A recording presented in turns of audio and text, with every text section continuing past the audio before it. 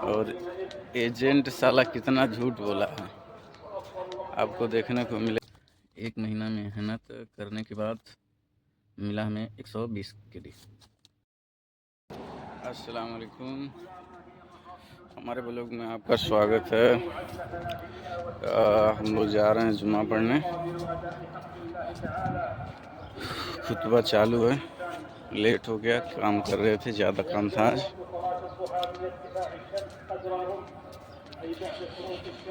जुम्मा बाद आप लोगों को बताएंगे आज हमारा सैलरी मिला है, कितना मिला है, और एजेंट साला कितना झूठ बोला है आपको देखने को मिलेगा। जुम्मा बाद मिलते हैं। अभी जुम्मा पढ़ के हम आ गए।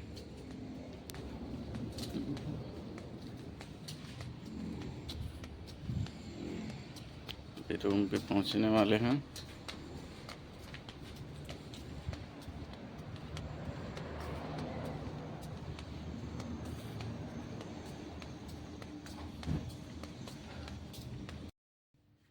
फाइनली आज हमको 1 महीना हो गया। आज सुबह कपिल फ़ोन किया, बोला आओ, तो मैं गया तो मुझे सैलरी दिया। अभी आप लोगों को दिखाते हैं।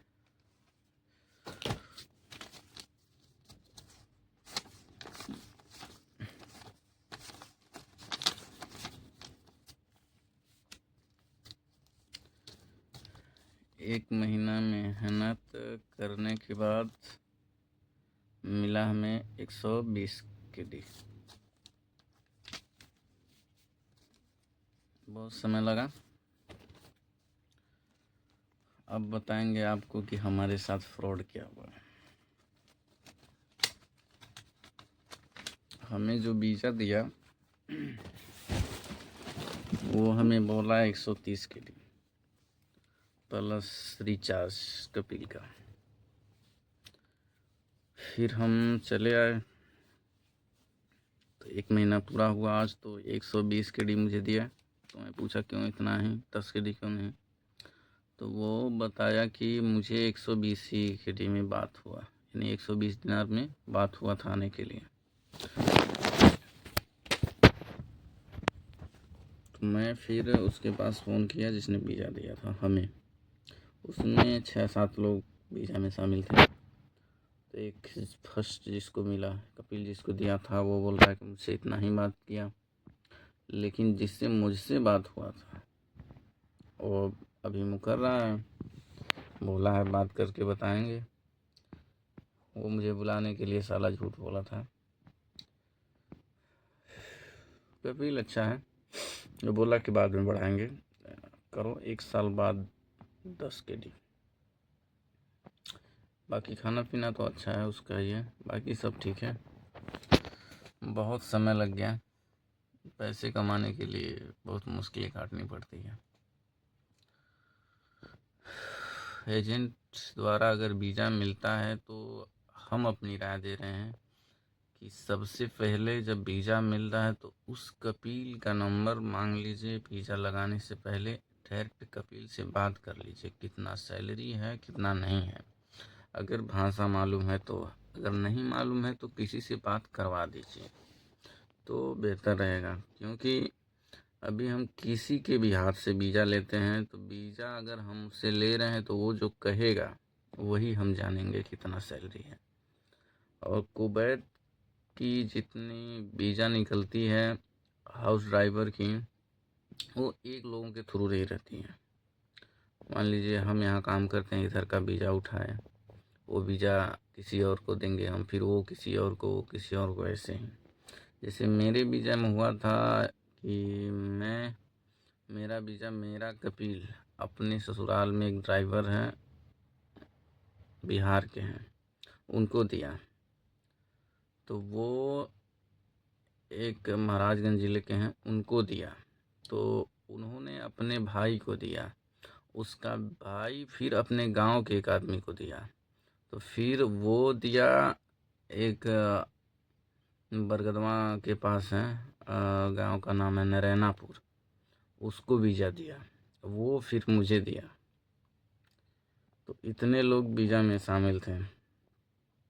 अब पहले मुझसे बताया गया था कि इस वीज़ा में सिर्फ डायरेक्ट मेरे हाथ का वीज़ा है। तो ऐसे ही हैं बहुत लोग, वीज़ा लेके 10 पैसे के लालच में 10,000 20,000 लेते हैं और आदमी को परेशान करते हैं। जो मुझे वीज़ा दिया था पहले 70,000 में बात हुआ, फिर बोला 75,000, फिर आने के टाइम 80 पहुंचा दिया। मजबूरी का फ़ायदा उठाते हैं लोग। तो सब एजेंट से सावधान रहिए। और जो वीज़ा देता है सऊदी, वो टिकट का भी पैसा देता है। मेरे में 100 KD टिकट का पैसा उस आदमी को दिया जो बिहार का है। तो ये उसका दोस्त नहीं, वो तो बताया, लेकिन इसमें बहुत घोटाला किए सब। तो ऐसे ही विदेश आने के लिए बहुत ही मुश्किलों का सामना करना पड़ता है। तकरीबन हम 1 डेढ़ महीना 2 महीना परेशान हुए थे। 6 बार तो हम लखनऊ गए थे पासपोर्ट के मामले में। मेरा पासपोर्ट सरेंडर करने के लिए बोल दिया गया था, क्योंकि थाने से इंक्वायरी गलत लगा दिया था रिपोर्ट। इस बार पासपोर्ट हम सरेंडर किए, फिर इंक्वायरी आया, फिर हम लखनऊ गए, तब वहाँ से पासपोर्ट फिर हमारा वो भेजा गया, फिर दोबारा PCC हुआ। बहुत प्रोसेस झेलना पड़ा।